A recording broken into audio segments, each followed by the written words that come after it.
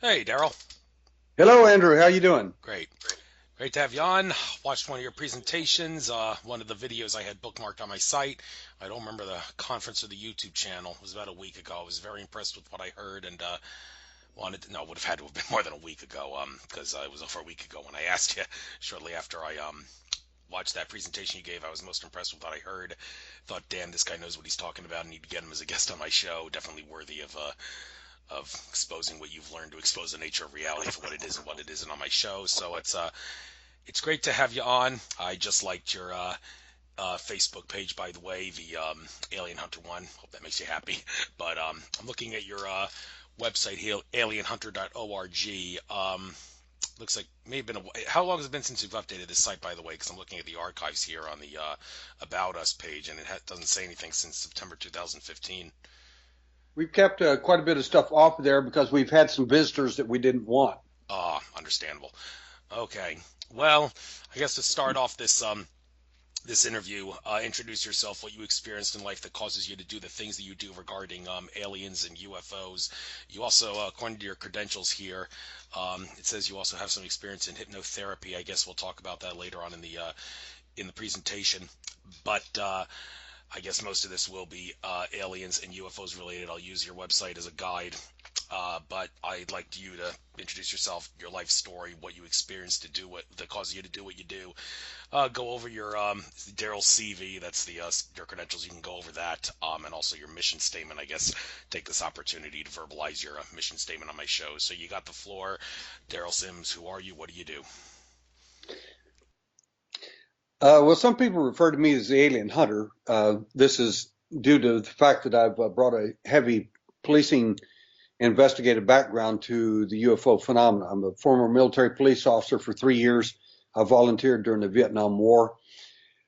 I been a private investigator for over 30 years, and my primary interest in the UFO phenomena is of course, is physical evidence.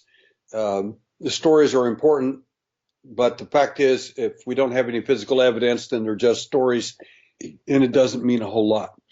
So my background, again, is from the investigative aspect primarily, but I'm also interested because of I was a captive audience at age 4 in Midland, Texas, when I was a baby, and that forever colored my experience as well in my life. And my events ended violently at age 17, and I thought, yay, it's over and all that. But then that didn't happen. Um, they quit picking me up, so to speak. But the problem is, a few years later, they came and got my son. Now that created a real problem for me, and that is probably what created the alien hunter. Because if you get me, I'll live with it. You tamper with my children, and I'll come after you. That's a very good, very good, good way of making a statement there. Come after your children, I'll come after you, and that's very true in the natural world as well. But in regards to your experience with in law enforcement, I did interview Kenneth Storch, who also has experience in law enforcement. We had a few things to say about police officers encountering UFOs. Any theory as to why it is that? Well, actually, is it? Would it be wrong to say that police encounter UFOs a lot, or are they really just not encountering any more or less than anyone else? It's just that when a police officer encounters a UFO, it's more likely to make the news than it would if just your average Joe encountered a UFO. So, is it shocking that there's as many police encounters as there are, or not? Well, I think that there's generally, generally reportedly, there'll be less sightings simply because cops don't tend to report things like that, and unless there's a lot of witnesses and it's to their advantage, they're probably not going to report it publicly. That's not stuff you want following you around in your police record. The second thing is that where police officers do get encountered, it's generally because they're either an abductee or they've had experiences before, and then sometimes the event will occur when they're actually on patrol, and they'll end up with missing time, and they'll have these, like, and one police officer did, had injuries to his car and missing time in his own case. But the one primary case that I was interested in, because I look at all kinds of abductees, including people that are in prison. One abductee told me about his case of abduction while he was in prison. And the amazing thing about it, it was confirmed by a guard who was abducted as well at the same time. But the guard couldn't admit it simply because if he did, well, you let someone out and you were with him, and so you're fired, and anyway, your career's over. So he never told that story. Since you mentioned that, Mark Richards is one of the more well-known individuals who is in prison behind bars and had alien contact experience. Is it common, to your knowledge, where people will find themselves in jail, they will be framed and arrested on things like bogus warrants and all that because they saw something that powers that be, for lack of a better phrase, didn't want them to see and don't want the public to know about, so they'll just frame them and lock them up and keep them in there, and they'll just play stupid if anybody tries to ask questions about why this person is in jail or anything like that. Is that common? I don't find that common at all. The I'm not a conspiracist. I mean, I know things do happen that are quite involved in government and everything else, but I generally don't find myself in the conspiracy mode for Kennedy assassination or anything else. And the reason is because once you get caught in a conspiracy, it never ends. These are endless loops that will never end. In fact, after all these years, it's over 70 years, and the Kennedy assassinations, I've had friends that are expert in this subject and of Kennedy assassination, and every one of them have got a different theory still to this day. I mean, it's an endless loop, and I have good information on some of the Kennedy stuff, but it's still it's not conclusive to me. It happened, and obviously others were involved, and but pinning it on somebody is a difficult thing. As far as people being set up and framed in the UFO world, I don't know very many cases of that, except in case like Paul Benowitz and people like that. But then there again, there seems to be some psychological issues as well that went on. There are several other people that I can mention. But I had my questions about several of these people. In fact, one guy shot it out with the feds. He told them when they come get him, they're going to shoot it out, and he did. But the fact is that that guy was unstable to begin with, despite the fact that he was also wanted by these people. So, do I think they came after these people specifically because of UFOs? I don't know that to be true. I can't prove it. I suspect that there are people in high places who do know things, and if they divulged it, certainly they would be in a good deal of jeopardy. I think that's true, and I've met some of these people and advised them to. One guy in particular of a high listening post to get off the phone with me immediately. I said, he said, but I need help, and I said, no, you're not listening to me. I said, I know what you do, I know who you are.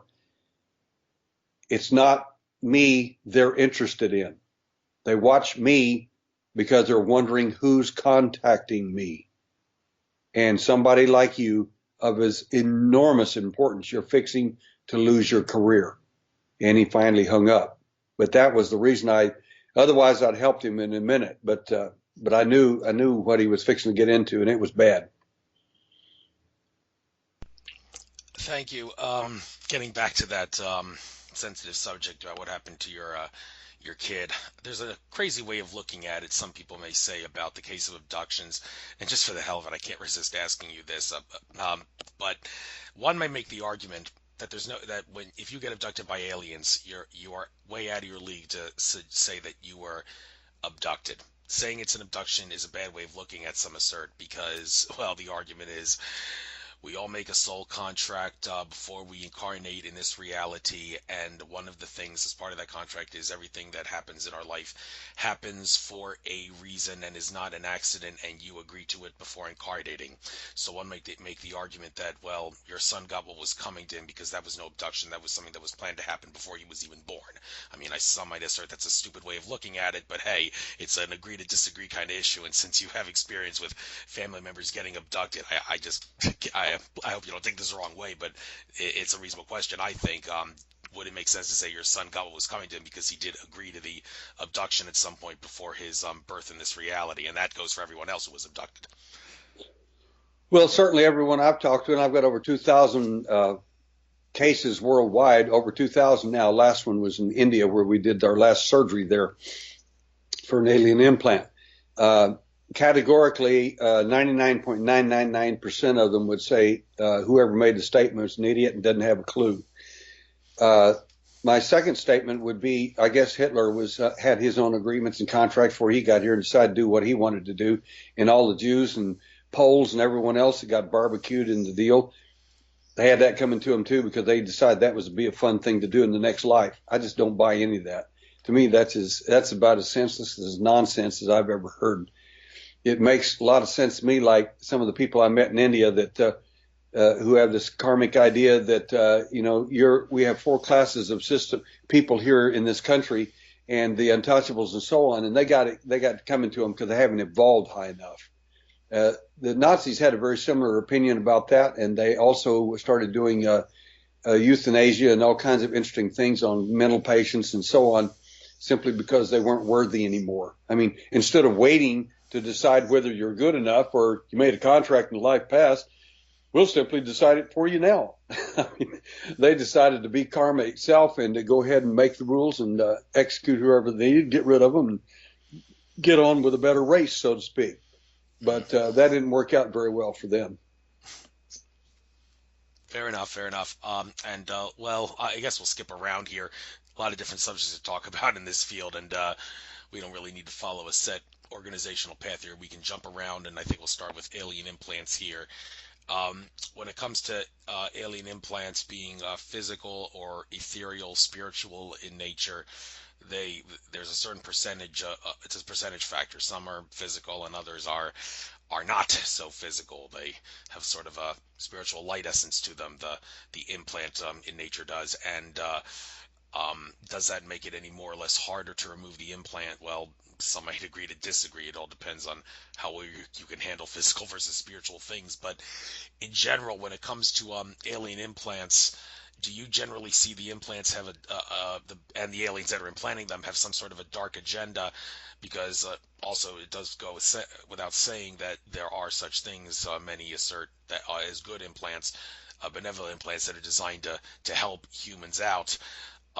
Regardless of whether or not you think it's appropriate to plant something in their body without them knowing about it, then well, that's another story. But like good aliens do implant humans, as the story goes. So when it comes to percentages, could you perhaps lay a percentage on what percent are from good aliens and what percent are bad aliens, and if and when you look at both the good and the bad implants, what percent are do this, what percent do that? It's a percentage factor in this. So how would you break down what the implants are and who implants them and all the rest of it? Well, first of all, I find it amusing how much information is about implants on the internet, alien implants. I discovered it in 1960 in my own event when I was 12 years old. And in 1992, I really went public with it in Houston, Texas. And after that, all kinds of information started coming out. And of course, every theory in the world. And then I started meeting people who were experts in implants. They'd never seen one, never removed one. And I certainly have 25 surgeries so far. So it's amazing to me the amount of information that's out there about implants from people who've never seen, never had anything to do with implants, but they seem to know a great deal about them. And I get these people come up to me all the time whenever I'll pull out this large containment box I have of evidence, And a lot of these people that claim to be expert will come up to me and, oh yeah, well those are implants. I'm going to check them out. Let's well go right ahead, and they'll look them over and check them out, and some people will do their psychic evaluations of them and so on. And I will tell you, and this is embarrassing, really. I have never found a psychic that actually picked an implant out yet. Not one. The amazing thing is they always pick the ones that are fake as the real ones. Because I put the fake ones in there as well, because I knew this was coming, and I just might as well be ready for them. So I let them have some fun. I'm very kind. I don't tell them, oh, you're wrong. You don't know what you're doing. I just smile and say, well, it's interesting, and listen to their story about how much they know about implants and everything when they can't even identify one. They don't even know what it looks like, much less can actually identify it in any kind of psychic or scientific sense of the word.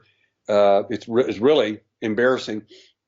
And one lady told me one time, she said, that's awful that you do that. And I said, why is that? And she says, because you're just embarrassing those people. I said, no, I'm not. I never tell them anything. I said, they're embarrassing themselves if there's any embarrassment at all. I said, she said, then why do you do that? And I said, because I'm looking for the person that actually is good and does know what they're talking about. And I said, and so far I hadn't found them. I said, that's kind of embarrassing for me too. But there are all kinds of implants, and I've met everybody. I've had people walk up to me, literally, one lady, this is in 19, oh goodness sakes, 1991, I think it was, 92. And anyway, she came up and she was wearing this beautiful dress, this moo type dress, and very good looking girl. And she says, walks up and just stops, and her moo just keeps moving. And she says, oh my God, you got astral implants. And I said, really? Okay. And I said, well, I use preparation H. I don't know what the problem is. And she said, that's not funny at all. And I said, I thought it was really funny. I said, and for what low price will you remove these for me? And she says, oh, for $50 a piece. And I said, let's see, 10 of them, $50 is $500. Let's see, I know several thousand abductees. You're looking at probably $500,000 this year you could make off of me and my crew right now. Nice try, lady. The gig's up. And I've met half a dozen of these people. I mean, literally, they can remove anything. They can remove physical implants, etheric implants, psychic implants, spiritual implants, any kind of implant you can imagine. The only problem is they've never been able to show me one or show me any real evidence of it. So when it comes to actual evidence, I have a pretty strict standard in that, and it's got to be a forensic standard. We've got to be able to go to court with it. And for you to walk in and say, oh, I know all this stuff mentally and psychically, but I can't prove a word of it, that's not going to work in court, and it's not going to work in the university. It's not going to work in a lot of places. But there are people who do that, and they claim all kinds of successes and whatever. But in the world where I live, there are two primary kinds of implants. One is the visible, and the other is the invisible. I've written a book on the alien implants, on the visible. And first of all, let's break this down a little bit. My definition of an alien implant is any implanted device or installed neurochemical or action potential process whereby the alien, that which would be the entity source there, in some reflective way leaves a signature that's acceptable for medical, psychological, or scientific interpretive process. In other words, it can be found, it can be reviewed, it shows evidence that it's there. That signature will actually have a profound and actual clarity when discovered. Alien implants have one primary use: to carry or deliver a message to the abductee, or to retrieve information from the abductee. The simplest definition for all the people there is that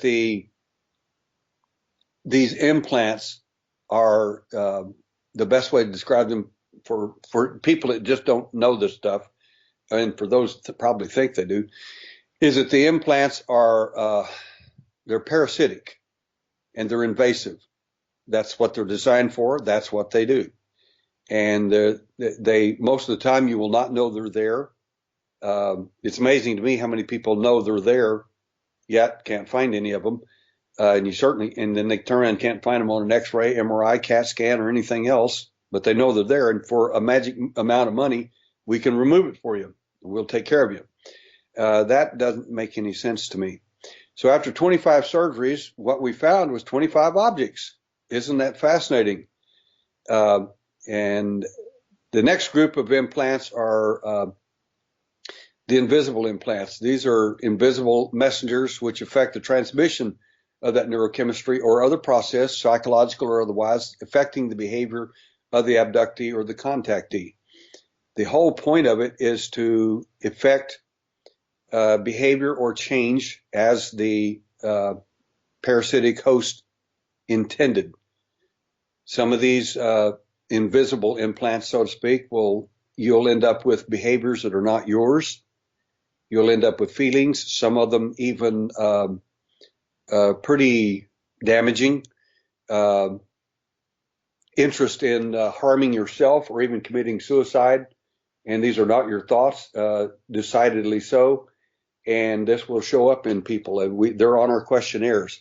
And I'm telling you, you'd be shocked at the amount of people that write yes on statements like that they knew these were not their thoughts, but someone had implanted them or installed them inside them.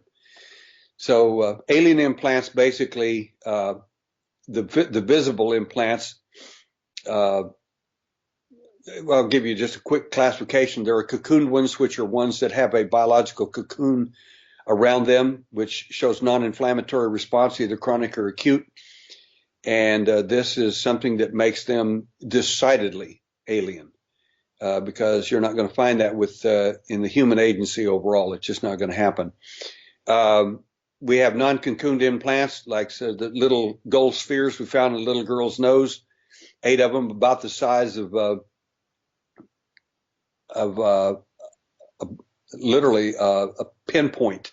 They're extremely small. We've had them looked at at a university. We're going to have them looked at another university again for isotopic ratio studies to find out where the metals come from, because they're 51% silver and 49% gold. But we want to know if the metals come from here or somewhere else.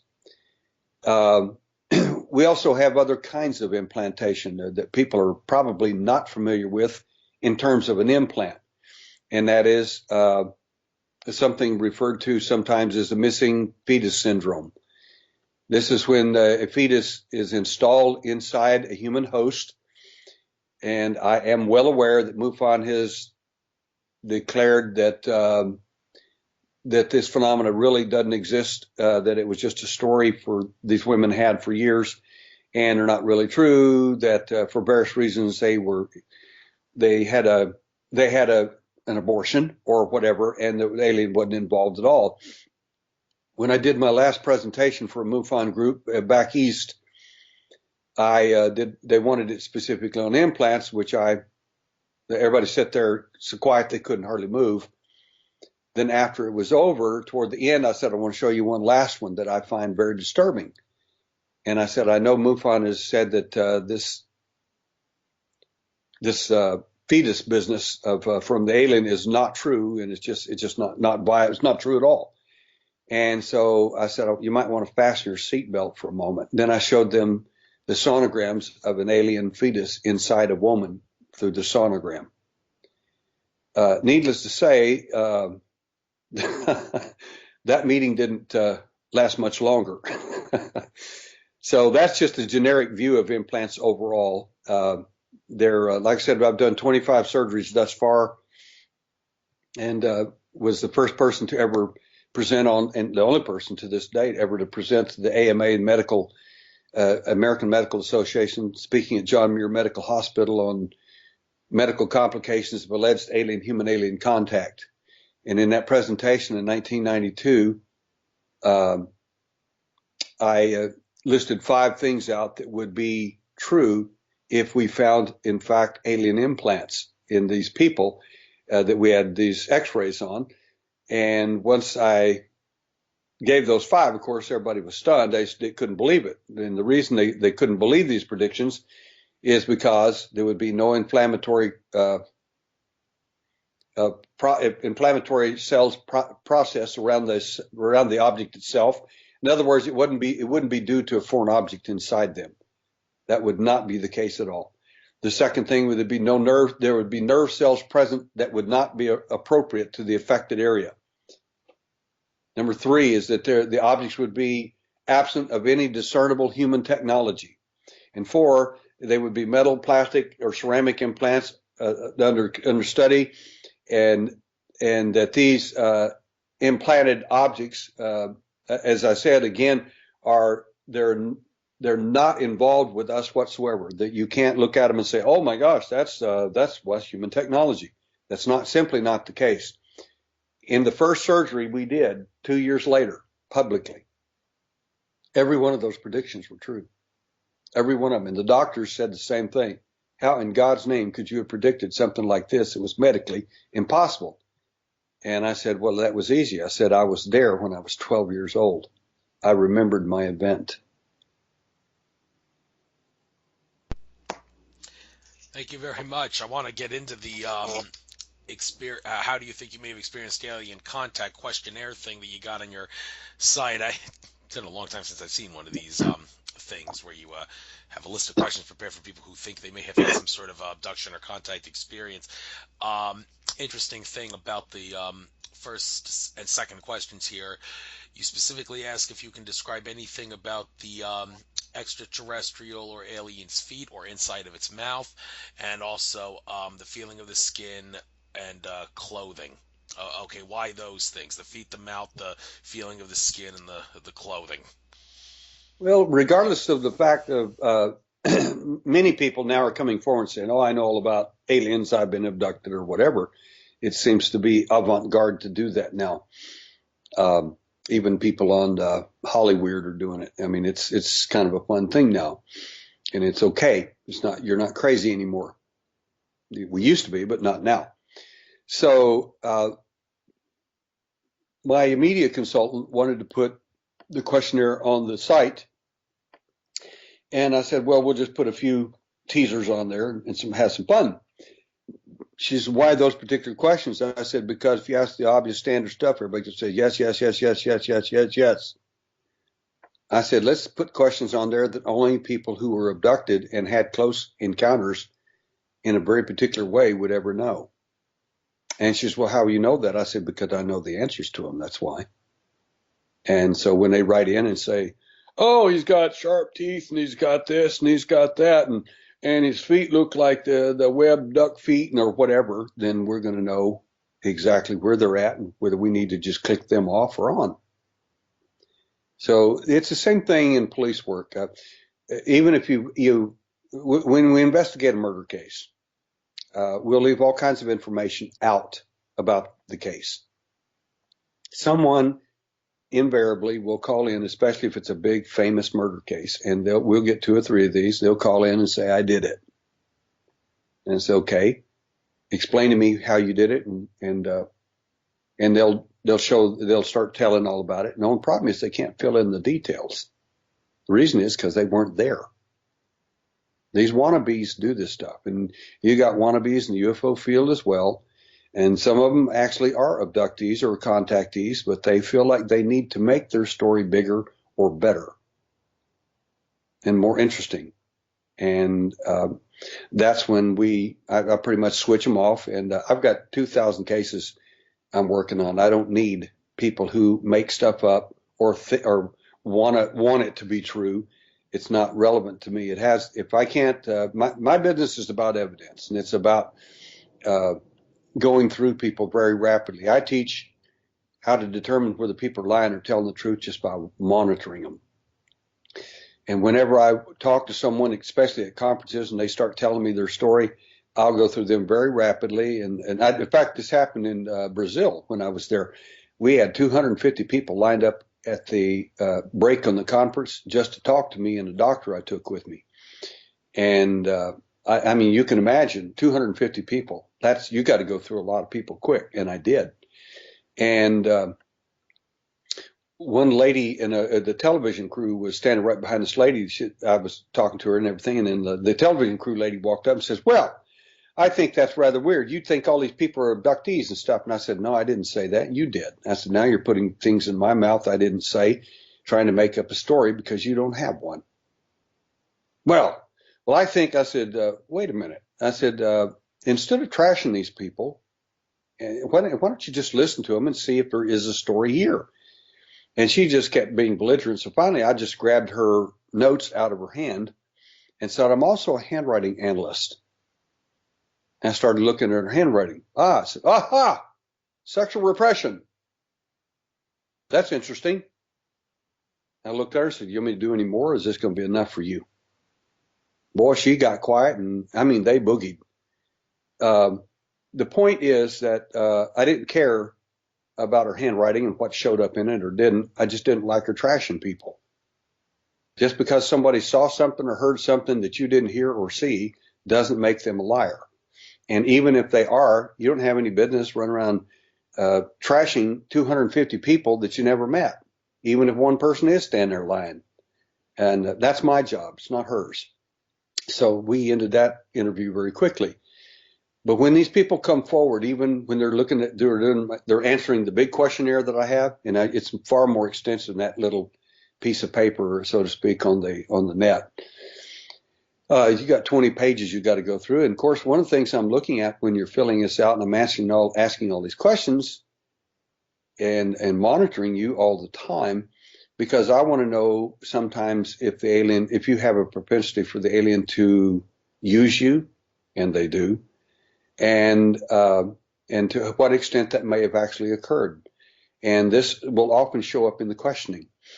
But by the same token, I'm going to look at that handwriting. If you have a propensity to lie, to exaggerate, et cetera, that's going to show up in your handwriting too. So you're not going to get very far with this thing without being honest. And when I start finding dishonesty, I generally dismiss these people and tear their paperwork up, because I really don't need any of that. There are too many honest people with honest events and honest circumstances looking for help, and they just don't need this. And I don't need to waste my time on them. And I certainly don't want to waste my time with them either, so I use discernment of the highest level, or at least make an attempt as best as I can to make sure I don't listen to things that are a waste of my time, or for that matter, preaching to the choir. Yeah, there's a lot of that going on in this day and age, preaching to the choir. I mean, it's great and all that we get this info out, but if it's all the same stuff, then it's kind of a hindrance to the awakening of everybody. So if new information comes out, that's what we got to push more often in the present day. But anyhow, with that being said, Roswell was an intelligence operation, one of the articles here. Now, Roswell, a lot of people will say this is preaching to the choir. Well, maybe not. I listened to Tom Carey, his presentation at the MUFON event in Langhorne a couple months ago, and he had some pretty interesting updates about things that are not really preaching to the choir regarding Roswell, but I'm sure some of this stuff you have to say isn't either. But well, first and foremost, where are you making the assertion that Roswell was a intelligence operation? And then I guess give your general take on Roswell. By the way, before I do that, I just want to point out I did interview Stan Freeman. He talked all about Roswell from a standpoint of what mostly evidence you can prove and things that you can deduce, and had a couple of other people on my show who had their take on it. Oh, Tom Carey, he was a guest on my show. We talked about that as well. But anyhow, I just want to get that out, and I want to get your take, because this is your time to have glory on my show. Where are you making the assertion it's an intelligence operation, and what updates can you give us on Roswell? Well, first of all, Roswell was a real event. It happened.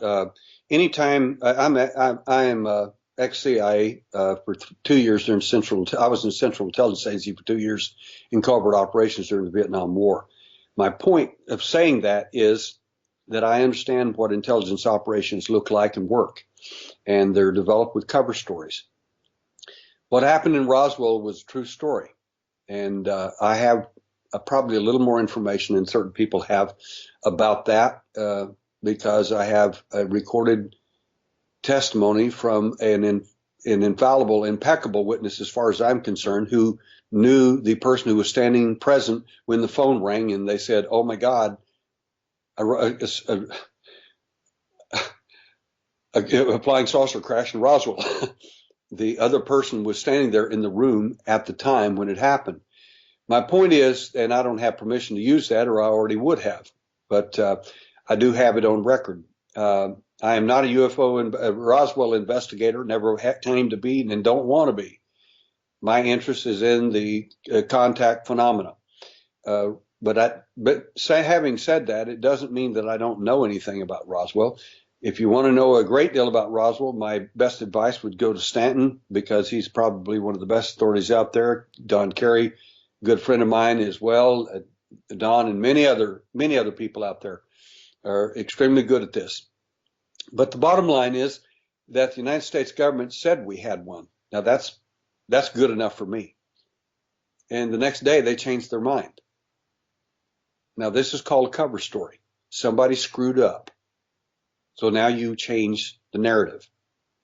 So, oh yeah, no, we didn't. No, that doesn't work. And since then, they've changed the story at least 4 times. Why would the government keep changing the Roswell story 4 times if it never even happened? Or it was a weather balloon? The whole thing it's just insane. When they first came out with the Roswell dummies that fell out of the sky, I laughed because I was in Alamogordo, New Mexico, where I was raised for 13 years, and I was in the museum there at Harvard on the Hill, and they pulled the actual quote unquote dummies that fell out of the sky and showed them to me, and they were not little tiny dummies that are about 3 or 4 foot tall, like Japanese people. They weren't like that at all. They were 6 foot tall and weighed 200 pounds apiece. And I have pictures of it, and with me holding them. And this is before the story came out. But when the story came out, oh yeah, now what really happened is we dropped all these dummies out, and they're the size of little people, like little Japanese people, and they fell out of the sky. Well, the guy that was in charge of that program admitted that they did drop dummies out. He said, but they were 6 foot tall, weighed 200 pounds apiece, just like the one I held. And the amazing thing about it is, he said, I don't understand why the government's saying this. He said, I was the commander of that project. It happened in 1953, not in 1947. So it doesn't make any difference. Once you've got a cover story going, it doesn't make any difference how you spin it. Because if you spin it enough times, enough people will buy into whichever of the 4 stories that they liked best. But the fact is, it happened just exactly like the news officer reported it. We found a crashed UFO at Roswell, and they did. Now, from my point of view, my perspective, people ask me to look at different things, and anyway, I gave my opinion on it. I said, what do you think about Roswell? What happened here? I said, well, most of the information I know about Roswell, I never sat around and told people, because I'm not a Roswell investigator. It's not my fire to stoke, so to speak. That's their business. It's their case, not mine. I said, but the fact is, based on the best information that I have, is that we were set up. The fact is, the alien had been trying to figure out a way for a long time to be able to get in to the United States government, the nuke program in particular. And how would you do that? Well, you could land on the White House lawn, but like in the movie, that didn't work out very well. Nobody would ever trust you.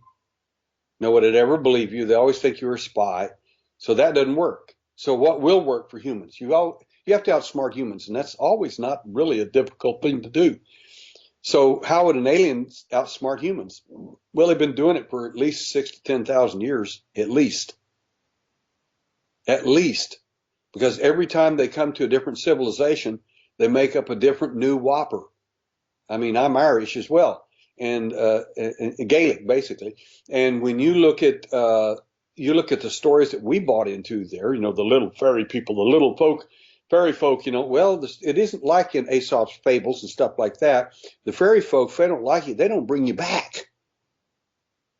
So my point is that every culture the aliens had influence in, it's been massive, and he's covered his tracks very well.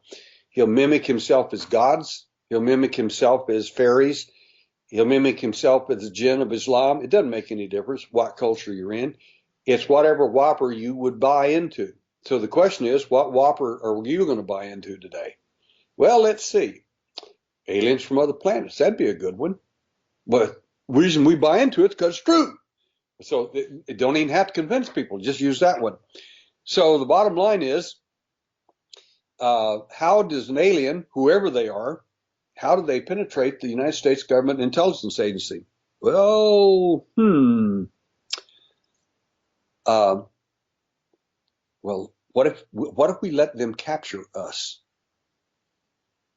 Well, that'd work perfectly.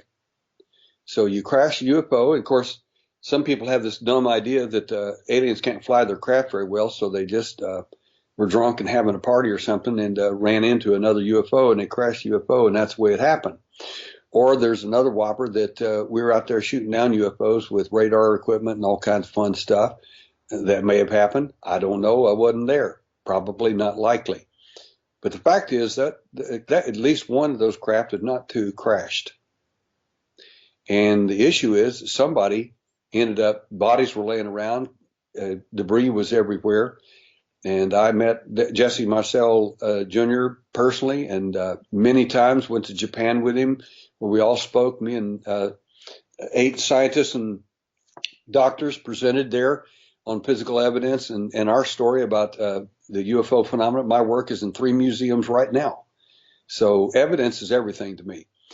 So back to the story. So the ship crashes. There it is laying on the ground. And a rancher says, whoa, this is pretty weird. So he goes around telling everybody. And of course, then here comes the military. And they're out there scratching their heads like, weird. Oh, look at all these little bodies and stuff. Well, these must be aliens from other planets. That's a flying saucer. No question what it is. It was easy for everybody to figure out because it's what you expected. So the little alien lives. They cart him off to a place called Wright-Patterson. And in fact, I know the pilot was supposed to fly him and he didn't. In fact, I've got some notes on him and met him, never turned him in to anybody. Like I said, I've got some information that no one knows yet. I'm not a Roswell investigator. It's not my job. But my thinking is that little guy sat down in front of a special man. They, of course, if you had an alien locked up in a room and you're the big guys in charge of everything, what would you do? Well, I'd ask him the big questions. I would, all this stuff. I'd feed him ice cream and beans and carrots or whatever, and see what he ate and what he liked. All kinds of stupid things that they actually did. And then I would set down the most important person I could in front of him to question him. That was a huge mistake. There's not an abductee out there anywhere or a contactee that won't tell you this story. If you sit down in front of an alien, he can download or upload your information rapidly. He's like a tape recorder. And when you set down somebody like General Nathan Twining in front of him, you made the biggest mistake you could have ever made. Because the real question one has to ask is, why didn't they just beam the alien out? Why is he still there? And there's good evidence he still is. Why did the aliens not beam him out, take him home, bring him back? Because he's getting fantastic intelligence. All you have to do is sit in front of him and feed him ice cream if you like. It doesn't make any difference. That's not what he's getting. He's getting everything that's in between your ears. And then somebody comes in and uploads that information, and then they take off and he can stay there and you still think you're in charge of everything. Well, you're not. You just got hoodwinked. I think within probably a few months, we finally figured out that that was a mistake. But the problem is, I know I have it on good authority from an eyewitness that was there that one of the people that questioned the quote-unquote alien became a quote-unquote contactee at that point and never told the military or anybody else about his conversion to the aliens, so to speak. Now, that's pretty scary information for someone to be very high up and to be turned into a contactee when you were just an observer the day before. That's pretty good stuff. I think we got hoodwinked on Roswell, and I think they found out everything they needed to know about a nuke program very easily. I've heard different theories. Don't care to speculate on them for this show because we got other things to talk about. And one sensitive subject here I see you discuss is the alien hunter abduction support group thing, where people will gather together among other things and discuss their experiences and try to seek closure. And because it's a subject that people are going to call you crazy if you talk about it. Unfortunately, well, that's their problem for not believing, but well, that's another thing anyway. But anyhow, how do you offer support for people who are in the abduction class? Well, support group means just that. And we have abductees and contactees, both, that attend our support groups either online or in person. And the fact is, and in the illustration, one lady came in. We had about 40 there that day, and the lady looked at everybody. She says, "I think you're all crazy because you're all abductees. You're acting like they took you without your will, and you don't know what you're talking about. Whatever they do is good for you, and it's their highest and best intentions, and they're in charge, and we should be grateful." And I told the lady, I said, wait a minute. I said, over half the people in this room are contactees. I said, number two, this is a support group. We're not here to pick on people or to make fun of people because you have a different view than I do or that sort of thing. I said, my experiences were from horrific to worse. That doesn't mean everybody had that. And it doesn't mean that I said, it depends on the program that you're under is the issue. And if you were treated well and others weren't, then generally people say, I was treated well and therefore they are good, or I was treated badly, so therefore they are bad. I said, neither views are absolutely correct because you still don't know. All you know is you're treated good or bad, and you don't have a clue what the captors actually had in mind anyway. You really don't know because you don't know them. And I said, so I don't, anyway, the lady, finally, my senior investigator, this lady just kept ranting. And finally he looked at me and says, under his breath, he says, does she know what she's talking about? And I said, no. And he said, why not? And I said, I just finished working with her last night.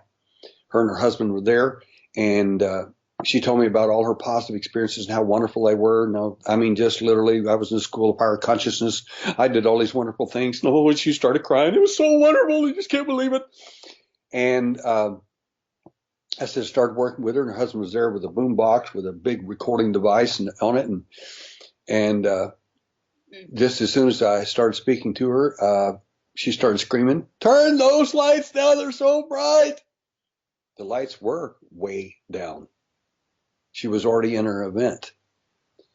And she kept screaming, leave my little brother alone. He was in the event too. And then another person was watching the whole thing, one of my abductees that was there, and he painted a picture of her in her event and gave it to me, which I have to this day. It's a picture of a 7-foot praying mantis over her nude body. And she is not exactly in the School of Higher Consciousness. And what she experienced in her hypnosis session was quite different than what she remembered. When she came out of her hypnosis session, she looked at her husband and looked at me and said, see there, I told you it was wonderful. That's called screen memory. And it's laid there for the purpose of you not remembering things. And that's okay. It doesn't matter whether they remembered or not. It's not my business. I can't make anybody an abductee, a contactee, or not. It's your experience. It has nothing to do with me. But the point is that the whole business is about support. And some people want to know the whole story. Some of them don't. One abductee told me, he said, well, I just know I'm an abductee, but I have to prove it. And I said, well, how do you think you're going to prove that? And he says, well, I'm going to ask my mom because she was there. And I said, you might want to reconsider that. I said, if you open Pandora's box, you're not going to get it closed again. You think you'll be the same after that, but you won't. And he said, well, I got to do it. And I said, that's your business. You are informed. He talked to his mother and she said, it's true, son, but at least they always brought you back. He started freaking out. What am I going to do now? And I said, I told you, you can't close the box. You've got it open now. This is stuff it's going to pester you for the rest of your life. This is the way it works. You can decide to do something about it or just ignore it or join a support group and, have somebody pat you on the head if you like. But support groups generally are really good things for people. They're very productive and they're often very good. And again, the people in a good support group that you don't get to trash people or trash other people's views. You can state your case about your event, but we don't go after other people because they have a different view than us. So support's really important. Can't argue with that. There's other people like Whitley Strieber who are known for helping people who are in the abduction support area, and well, kudos to them for doing that. But one thing about your title, Alien Hunter, anybody ever tell you that that's kind of you're kind of trying to glorify the idea of revenge there? Because what you said earlier about you come after my son, I'm going to come after you, and now you call yourself an alien hunter. I mean, are you sure you want to use the term hunter, or does it not mean what I think it does and what everybody else thinks it does? What do you intend for the word hunter? Well, most people that have developed ideas about me are not informed. They've never met me, and they don't know anything about me. They just draw an opinion based on a few things they've heard or read. The fact is that the term alien hunter came to me in an interview in 1994 by a lady who was a journalist, and she was interviewing me. And in the middle of her interview, she said, "Oh my God, you hunt them? Why, you're the alien hunter." And I said, "Well, I certainly look for evidence, and I do hunt them that hunted me, and later hunted my son, and they're out hunting other people's kids too." And I think somebody ought to be answering for that, and we ought to have some good, solid answers and good, solid evidence of what's going on and why. And so that's where the actual term came from. And then a few days later, in her article, it was in Randazzo's magazine, and it was in blood red letters across the front: "Alien Hunter, Derrel Sims." And but that's where the name actually came from. The term alien hunter, in the sense of the word from a policing point of view, actually makes a lot of sense, because that's what I do. I hunt those that hunt human beings for whatever purposes, whether you want to call it good, bad, or whatever it is, scientific or medical. Many of those terms are actually not really valid when you listen to Jacques Vallée and many people in the past that were really brilliant investigators. They came to vastly different conclusions than some of the people of today. And the reason is because they looked at evidence, not just the stories, but the actual evidence of what happened. I was on a program the other day, and a guy says, "Well, give me a case you find that shows they're not here to save the planet, fix the ozone hole, and bless the world and all that." And I said, "Well, when you mutilate a 70-some-year-old elderly woman in her bed and skin her alive, what medical or scientific reason do you think the alien had for that one?" Well, they were just total silence. I said, "I can show you mutilation cases. I don't mean stuff on the internet, the Watersponga case and others. I'm talking about cases you don't know about. And the reason you don't know much about them and won't is simply because it doesn't pay to tell them. And two, people don't want to hear that. That brings up a specter about the alien nobody wants to face. If you leave stuff like that out of the narrative, then we don't have to think about that. We can think about space vehicles and time travel and all kinds of fun stuff. We don't have to worry about that. But the fact is, all this stuff does exist, and it is part and parcel of the program. We've got cases of abductees. One little girl, was about 3.5 years old. She watched a cow being mutilated on the craft as she walked down the hallway with it screaming and bellowing and so on. The alien doesn't care what they do. They're doing what they're ordered to do. And if they're ordered to mutilate you, they will, without any provocate, without any problem. If they're told to make you love them, they will. My point is, it doesn't make any difference to them. It's just the job. It's what they're doing. They're supposed to do that, so they do it. So from a perspective of alien hunting, I think somebody needs to be doing something. Yeah, I do. Instead of out there glorifying some of these things or glossing it over. So, well, that's just an ugly part we don't want to look at. So that kind of doesn't exist. And here's a prime example. Lady told me one time, Mr. Sims, your son got abducted, so what? And I said, okay. I said, well, you obviously don't know anything about the case. You would never have made that statement. So as an uninformed person, go ahead and tell me the rest of your story. She says, well, she said, there are good aliens and there are bad aliens. And I said, okay.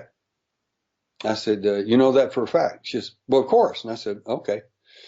I said, well, here's my situation. I said, when I investigate kidnapping cases as a police officer, and when we return the child or the person to the family, I never, ever, ever hear this statement. Mr. Sims, thank you for bringing our child back to us, but there are good kidnappers and there are bad kidnappers. You just don't understand. Nobody ever tells me that. I said, what you're saying kind of doesn't make sense to me. I said, so to me, it's not about are they good or are they bad. Behavior is behavior. You don't listen to what somebody says and say, well, they're good because they told me all kinds of good things in my experience, so therefore they are good. You look at behavior. And when people come back with cuts, bruises, scars, lumps, bumps, traumatized children, and all kinds of stuff like that, and you see thousands of cases, not a case or two. I've got over 2,000 cases on record. Now, the issue is I've spoken to way over into tens of thousands of people. And many of these people's experiences are not uplifting and fun and high. It just doesn't work that way. Many of them are okay. They come back all right. They're not worse for their event. I'm not saying that. It depends on the program you're attached to. And if they change that program, I assure you, it can get real negative real quick and it won't make them the slightest bit of difference. They're just doing their job.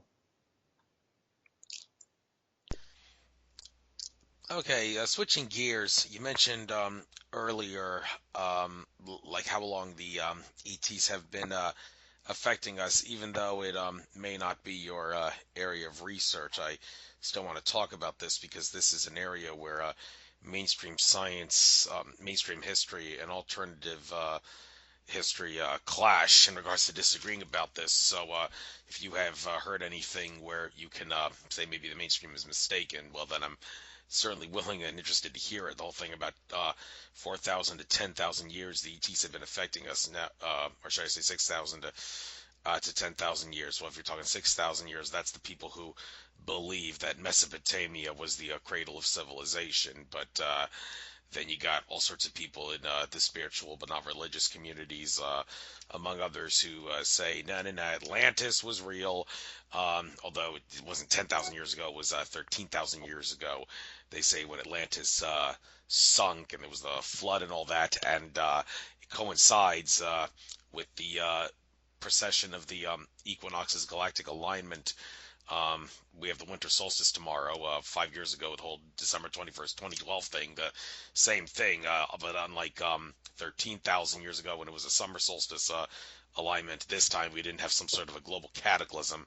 But in the summer solstice 13,000 years ago, galactic alignment, there was one, and it said that Atlantis ended there. So you seem to be suggesting you subscribe to the idea that maybe Atlantis did exist. Maybe you disagree on the time period when it was allegedly sunk, but what evidence do you have that ETs have actually been affecting us for longer than the cradle of civilization, Mesopotamia, was said to be? Why longer than that?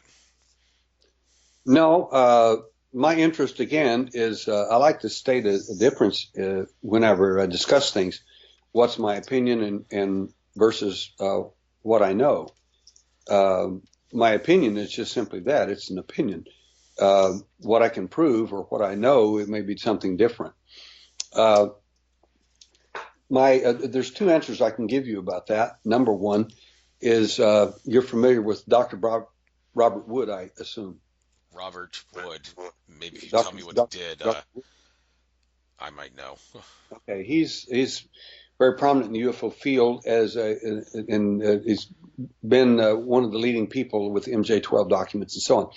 Anyway, I was on a TV program, one of the 4 stars for a program called Uncovering Aliens, and in our last shoot in Sedona, we had Dr. Bob Wood there. We flew him in, and we met him at this little airport, and we went in and interviewed him and so on, and he gave these profoundly good answers. And again, a lot of evidence. Almost everything he said was evidence, and that's what I really enjoyed about his work.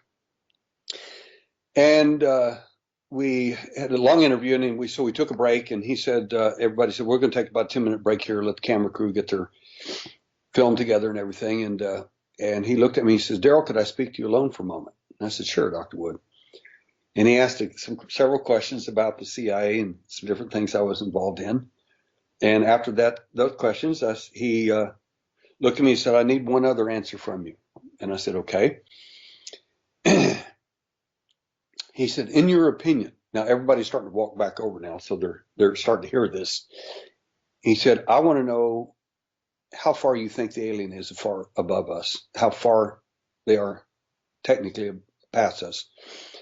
And I said, well, I think that would get me in a lot of trouble here, Doc. I said, I said, everybody thinks they're like light years, millions of years, hundreds of thousands of years or whatever ahead of us. And he said, that's true. He said, but that doesn't mean anything to me. I want to know what you think. And I said, well, and everybody's standing around at this point and they're listening. And I said, I don't think the alien's over 15 to 50 years ahead of us. And everybody laughed till they cried, except for one man, and that was Dr. Wood. And without batting an eye, he looked at me and said, where in the world did you come up with that figure? And I said, well, in my own experience, actually, at age 12 in 1960. I said, I was wide awake during the event. I remember every horrific moment about it, including the implantation of the nasal passage and where the object ended behind my eye. I said, I overheard what they were going to do. They shut me off, but I shut myself back on. It's interesting that you can do that if you know what you're doing. And I still heard what they were saying. And I said, I cried like a little baby because I couldn't figure out why they would do things like this to somebody 12 years old who never harmed anybody. I couldn't understand that for the life of me. And he was just aghast. And of course, everybody's still kind of laughing. And he looks over and says, that's the exact figure I came up with. Well, everybody quit laughing because somebody really important in the room had just verified everything I just said. Second answer to that question, and the 6,000 years or however long it is, I don't know how long they've been here, or I don't know. I wasn't there, so I don't know. My figures come from the alien. So if you don't like the figures, argue with them. The fact is, we had a mass abduction in December 8th, double mass abduction, December 8th and December 11th, 1992, in Houston, Texas. It was an attempt by me to get the alien to respond to us. And it was an involved process, but the bottom line is that it apparently worked because they picked up 8 of our people in 2 states and several cities. And they were all taken by small craft to a massive craft. And my senior investigator, who's an engineer, after that event was over and everything, he looked at me and said, he looked at these fingernails. He said, my fingernails are starting to grow very fast. You need to regress me and find out what happened. And I did, and I found out that this massive event. And I said, good night. And of course, I had everybody separated and wouldn't let them talk to each other and so on until we found out what was going on. Every one of them had the same exact story, same place, same time, every detail. And two, a massive craft, 50 miles thick, 600 miles across, was near the moon at this time, according to the witnesses. And when my senior investigator told me about this, it looked at him. He said, "I don't think you're believing me, Derrel." And I said, "Well, Dale, I'm kind of a factual guy."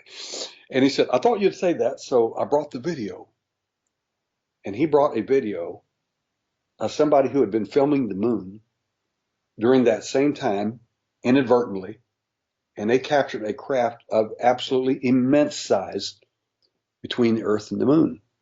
We suspect it may have been the same craft they were on at the time. On that craft, two entities showed up that I called mid-level management. Forget about the alien because they're not important at this stage. The actual aliens are all standing, the 7 flavors that we often describe as the alien, the gray, the brown, the mantis, the humanoid, the Bigfoot. They're all standing tall in front of the guy sitting in the big chair. And in the other room is another abductee of mine is standing there with this guy, another one just like him. And he's asking her some questions apart from Dale. And the first question this one guy asked Dale in front of all the aliens that are standing there shaking, they're so scared of this guy sitting in the chair. They're terrified of him. And Dale stands 6'2", and he said, the entity that was involved in all this said, wanted to know, why did he do this? Speaking about me. And Dale looked over, and of course he was stunned. He said, then I realized at that point why we're all here. And he said, I don't know why he did that. And he said, the guy got so furious. He said, all the aliens are really getting scared now. And he said, the big Nordic who stood 6'8" walked over, put his forehead on my forehead, and with those deep blue eyes looked into my eyes and looked back at the big guy sitting on the chair and said, he doesn't know. And then at that point, he realized that I wasn't lying, and he cooled off. The amazing thing is, they were interested in three big things in that meeting, where the Dale was and where the lady was. The lady was the one I'd programmed for this event to happen, if it could happen, in which it did. They wanted to know about Project Prometheus, which no one had a clue in that room what that meant, except for the one who asked the question. They were hoping Dale knew.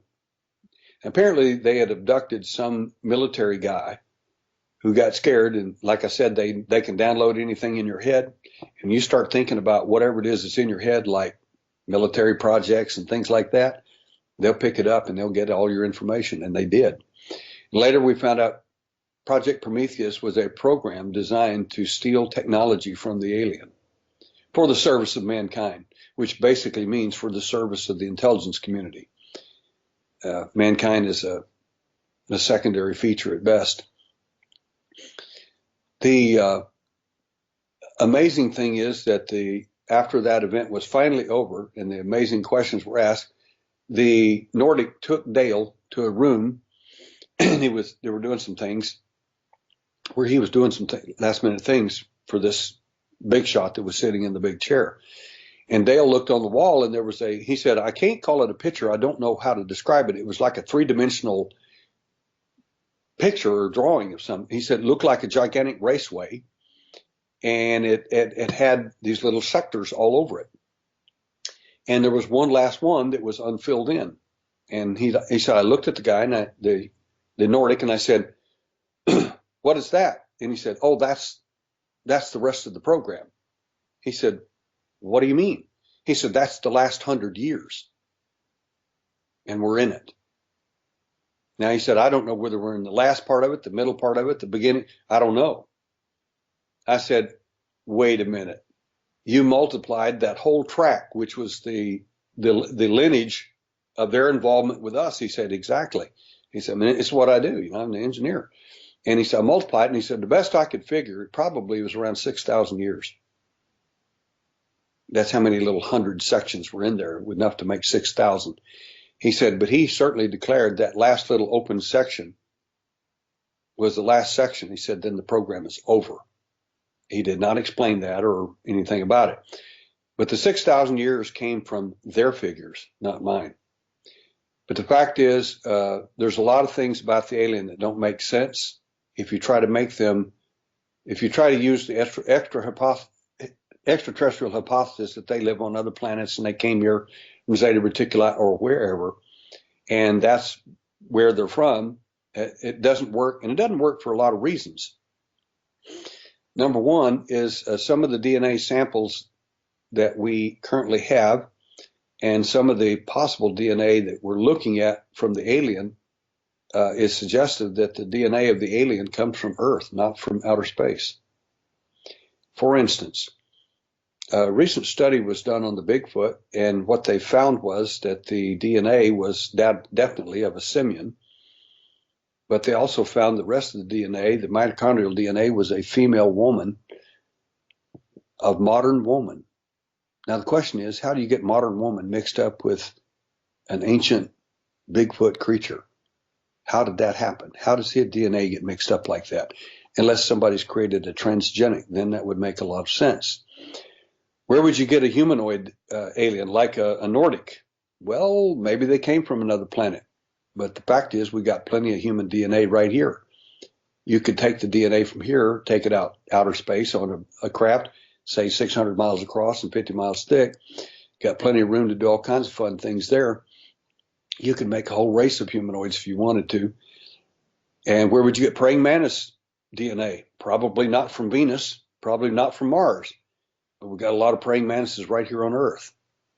And when you get to the brown or the gray alien and you look at them, you say, well, the natives called them the ant people. That's because when you look at the ancient pictographs of the alien that they saw the older version than we're seeing. We're seeing a modernized version now, an upscaled version. The ancient version actually had a little antenna on their head. No wonder they called them the ant people, because a lot of them lived underground.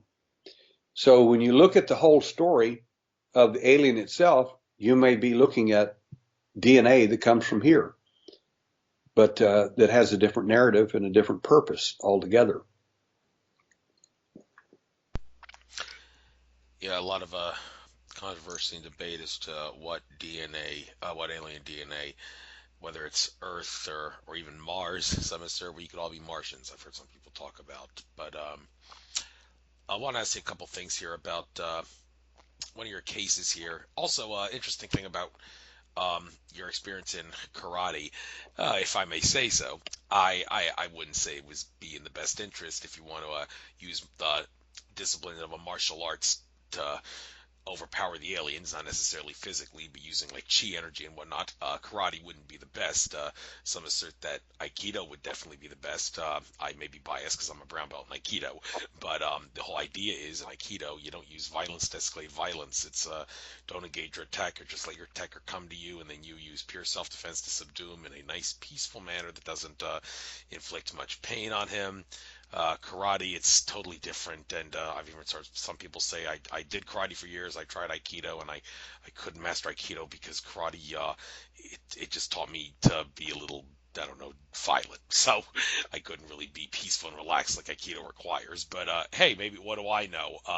Do you think karate has helped you in many ways? And I mean, one can't imagine how you could possibly use karate to overpower the aliens. I mean, Alex Collier once said, "You encounter a giant reptilian alien, you'll be torn to shreds in a heartbeat, and they'll guzzle down your blood like a drunken sailor and eat your carcass like they're having Thanksgiving dinner on the Munchies and all. So you wouldn't stand a chance." But that's not the point. The point of learning martial arts is to learn like they get into with nature and self-discipline and all that. So maybe useless in fighting the aliens, but there's other things behind it. So why karate? Why not Aikido? Tell me that, and what have you learned from it? Well, first of all, I've studied Aikido, and I've studied, I'm a brown belt in Judo. I'm a fourth degree black belt in Karate. I lived overseas. I've lived in Korea for a year. And so I've studied a lot of different things in my lifetime. And my interest is not, as some people would love for me to say, my interest is finding aliens and beating them up. Well, that's just not true. It's another uninformed comment. Uh, I don't find that useful. I do. I did find it fascinating one time when one of her abductees was taken, a contactee, by the way, nonviolent, and she likes them. And but she was in a job interview was coming up that morning, and they picked her up, and she just couldn't lose this job. It's that important to her. And anyway, long story short, she got into it with him and tried to hit a Nordic, and he blocked. And I said exactly how to do it, and she showed me the exact. I said I need to know the exact position of his feet, hand, everything. And it was an advanced reverse block use in Shotokan karate. And so that told me a great deal about his skill. And where in the world did he pick that up, I wonder? So, but he wasn't practicing Aikido at the time, I assure you.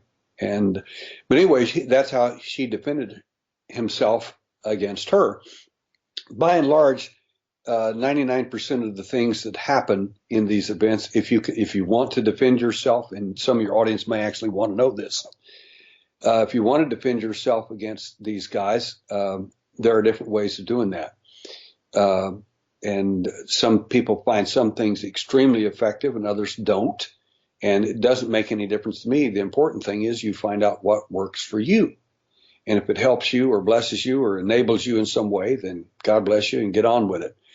But the fact is that this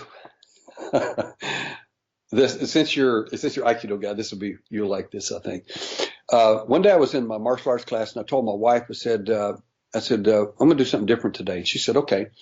So I took one of the best students we had, who was a green belt, and I call him a professional student because, I mean, if you're a green belt 5 years later and still a green belt, you're a professional student. That's you're never going anywhere.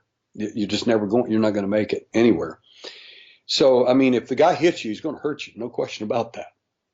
So I took a brand new student who was a wiry, first class, he couldn't even walk and punch properly. And so it was really funny. And I took him, put him over the side, and I said, well, you two are going to spar today. And he said, oh, okay.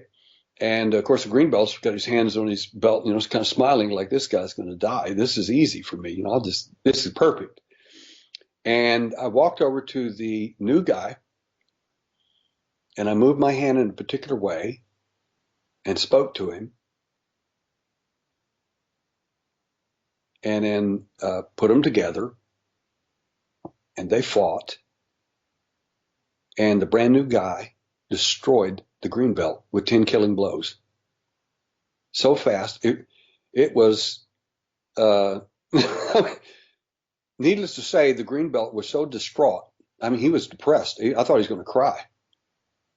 I mean, that's just impossible. And then finally he looked at me and said, well, I don't understand this.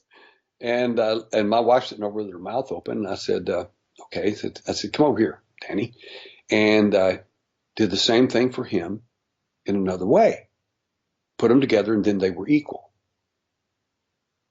What I did was to install some of my abilities in the brand new guy before he had any training. So the idea that karate or Aikido or anything may or may not be useful it kind of doesn't make any sense. It is only useful if it works and if it produces a desired result. One of our abductees, Linda Taylor, who's now deceased, cried one night and she says, you need to show me how to protect myself. They're coming after my children. And I said, but they said, if I give you any more information, they're going to get my kids. And I said, do you think they're going to do it anyway? And she says, yes. And I said, okay. So I said, let me help you with that. So the next, about a month and a half later, they came and she tore the alien's eye cover half off. So what does that mean? That means he's got an eye cover, something I've known since I was 4 years old, that's not his eye. It never was his eye. And the second time the goof came back, she wasn't strong enough to hold him, so I installed my strength in her. This time she captured him, held him, and tore the whole eye cover off. And she got a good look at what was underneath.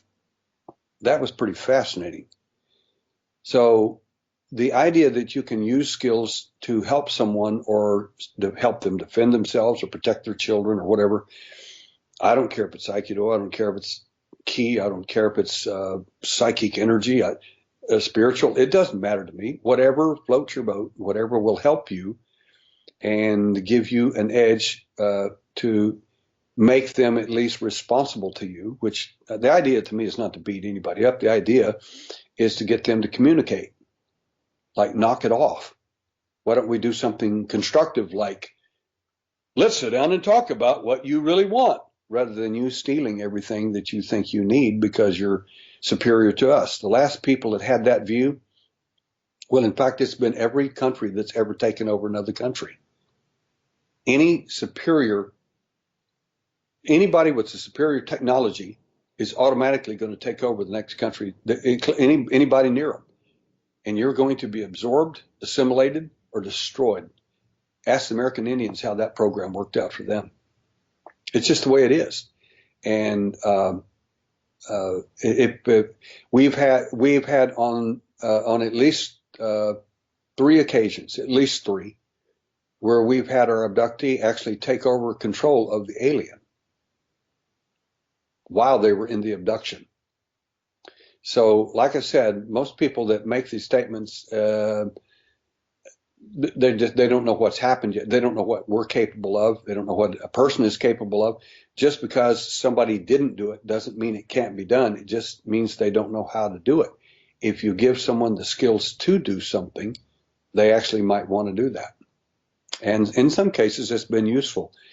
In other cases, I'm sure it wasn't. But the important thing is that if you can get the alien to the conference table, I would be far more engaged in that with the alien. But the fact is, they're not in charge, and there isn't any conference table you're going to be brought to.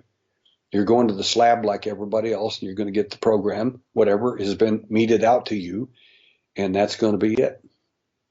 We don't get to manipulate that very much. We're kind of stuck with the program. Right. And looking on this page here, see a picture here, Derrel investigating an alleged MIB rape case. I'm presuming MIB stands for Men in Black, and this is when the last time you hear about Men in Black raping someone? I don't think I've ever heard anything about that. I know the Men in Black have a lot of shady qualities about them, but there's no doubt the Men in Black movies were in many ways truth under the guise of fiction. But I can't resist but asking, what the hell does Men in Black have to do with rape? What did you uncover here? That's a very good question. We use the word MIB because we don't know exactly what the parameters of a MIB is. I mean, if you watch TV, MIB means Men in Black, and it means it's like the TV show. If you look into the UFO literature, you find out that there are some very strange and very different things about MIBs.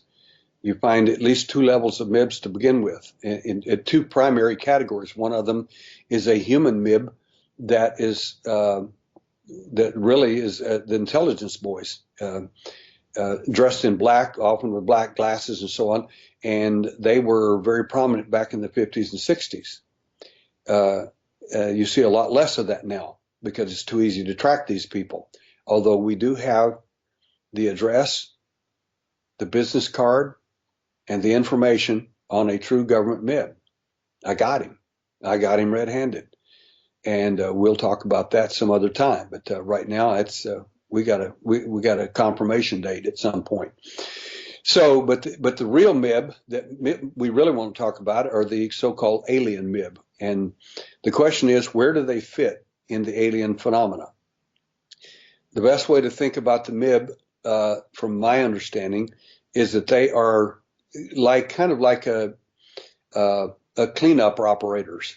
Whenever something goes wrong and the alien can't fix you, you become belligerent, can't be handled. You're not going along with the program. You're not doing things you ought to, or whatever. Whatever it is, if there's a problem the alien is having, they'll often send a MIB to solve the problem. And generally, they're efficient to solve that. They know what they're doing. And the MIB, they are, some of them look a little different than others. They're not all rubber stamped, come out of the same mold, so to speak. Some of them are actually smaller beings, maybe 4 or 5 foot tall, but most of them are quite large and quite tall, and they're extremely manipulative psychologically. One of my abductees out of Arkansas called me one day and said, I need to tell you the story. And she did. And I said, okay. I said, now, you know me. If I catch you lying to me, I kept you fabricating, you're going to get in a lot of trouble. She said, yes, I do.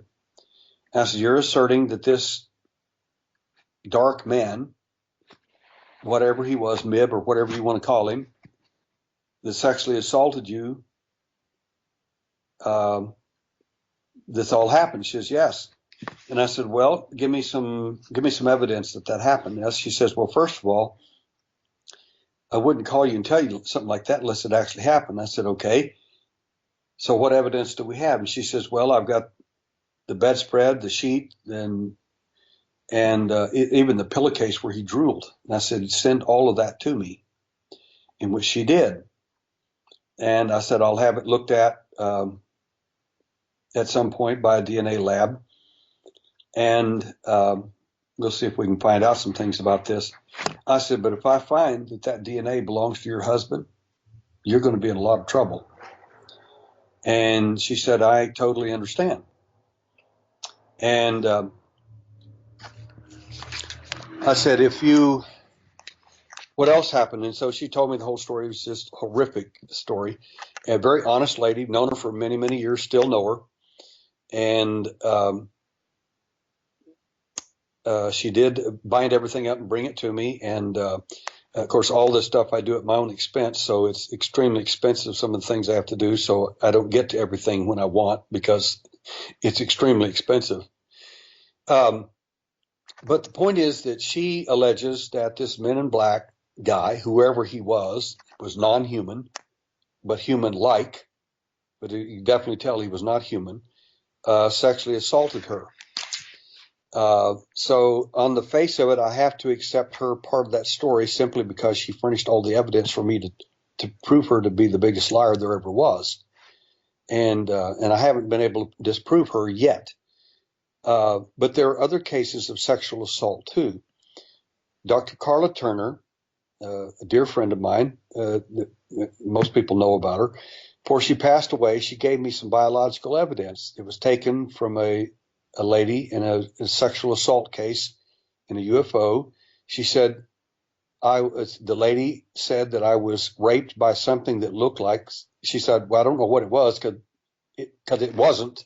She said, but the only animal I could relate it to was that of a giant pig. And there was a guy who was present in that abduction event who witnessed the same thing independently, came forward and told Carla Turner about a case where he saw a woman raped. Of course, she put the two together, and it's the same case. Well, the wonderful news is, of course, that I have the biological sample from it, which substantiates the lady's story. Now, I told Candy, I said, did you have any of the evidence examined? She said, yes, I did. So I took it to a friend of mine who's a forensic expert here, and I took the sample to him, and he looked at it, brought it back to me, and was angry, very upset, and said, don't you ever bring me anything like that again. He said, that compound cannot exist in that matrix, and I don't want you ever bringing me anything like that again. And I said, I see. And I said, good. And she handed me the evidence, in which now I'm going to exploit it on a university level as well. and we'll see how well that stands the test there. But the forensics of it at this point shows that the lady was telling the truth. These are not the only people that have been sexually assaulted in cases. I assure you, there are plenty. And in fact, if you consider the possibility that the human fetus syndrome is real, that's inducted or installed into a into a human being, a woman. If that story is true, that narrative is true, and there are hundreds and hundreds of these cases, of which I even have some evidence in my possession. If those stories are true, and I believe that they are, simply because I can prove it. If those stories are true, somebody did that. I mean, you have to think about abductions a little different view than just aliens out there and doing their little things. If they're taking huge amounts of eggs from women and huge amounts of sperm from men, where do you think they're taking it, and what do you think they're doing with it? It's obvious that they're doing something with it, and you'll find many abductees will actually talk about these hatcheries where these little creatures are being incubated in these uh, literally uh, tubes, and then later women are brought in and told these are your children, and then you get to hold them and do all these fun things and so on. And some of these people I've interviewed personally, and I also checked them for physical evidence and found the evidence to be consistent with what we already knew on a nanometer length. So the evidence seems to be there. Uh, the fact is that it's back to the story with the lady. I said, "What else tells me that I would be more convinced of your story?" And she said, "Derrel, if my husband had been here and done this," she said, "I assure you it's not him." She says, "Why not?" She said, "Whatever this thing was left enough semen in my bed. It was like a cow was here." She says, "I don't know what in the world." She was just mortified by the whole event.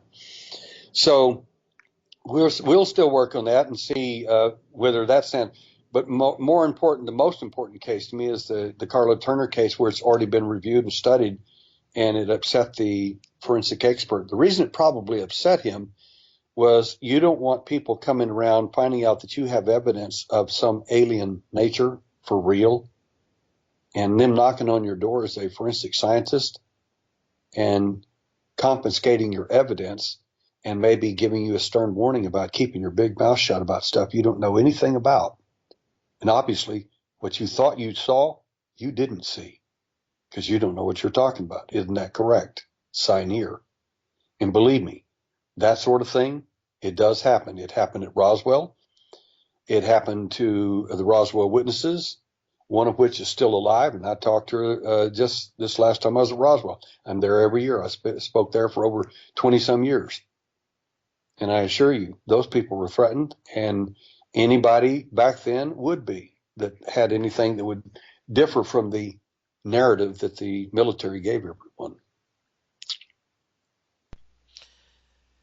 Thank you. And another area of research of your, sorry, I heard myself echoing in the background. It was a bit of a distraction there. But anyway, talk about hypnotherapy for a little bit, because you got into that field and certainly could be helpful and useful in your work as the alien hunter to have skills in hypnotherapy. But well, first and foremost, how do you do it? I mean, there's some people that can't be hypnotized for whatever the reason. I still remember to this day how my senior year in high school post prom party, there was a hypnotist. I was the first one who had to kick off stage among all the people in my grade because he couldn't hypnotize me. And I actually took his advice, act like you want to be hypnotized. And I tried, and it didn't work. The moment I realized I can resist what he's doing, even though I want to be hypnotized, well, that was when I see my face, he kicked me off stage. So does that mean I'd be a lousy contestant, if you will, for being in the hypnotherapy session? If I had a close encounter, I want to have hypnotherapy. Would I be a bad candidates for a hypnotherapist to interview? Maybe. I mean, seeing that I was kicked off stage then, but is that a completely different area of hypnosis? I'm interested to know, by the way, is what the hypnotist I'm talking about, the entertainment hypnotist, completely different from hypnotherapy, which is what you do, and if so, how so, and how do you hypnotize people? How does the whole thing work? Well, those are good comments. I like that. What happened in your college situation there is called stage hypnosis. And rather than just address that, I think I could give you a real life event in California where I had a bunch of psychologists, hypnotists, therapists, and others, and abductees, and all kinds of people present. And I said, I want to do a class today on the difference between recall and memory. I said, because they're two different things. So they all said, okay, what's that? And I said, okay, what's this? So I pulled a hypnotist out of the crowd and I said, young lady, are you a good hypnotist? She says, yes. And I said, you mind if I hypnotize? She says, no, it'd be fine. So I did. And then I did a stage hypnosis show with her. And she was on this bus. She was freezing. It was raining and it was hot. And then she went through all of these physical illustrations of cold and heat and everything else. And then after I brought her out of trance, I said, thank you. I said, well, how's your event? And she says, that was incredible. She said, that bus driver was so weird. He had this strange little sticky little hair, and she went on describing him and everything. I said, sweetie, I never described the bus driver at all. She's, oh. And I said, you have to understand. I said, you never left that chair. There was no bus. There was no bus driver. Those are all suggestions. And the rest of them, you fabricated yourself. That's not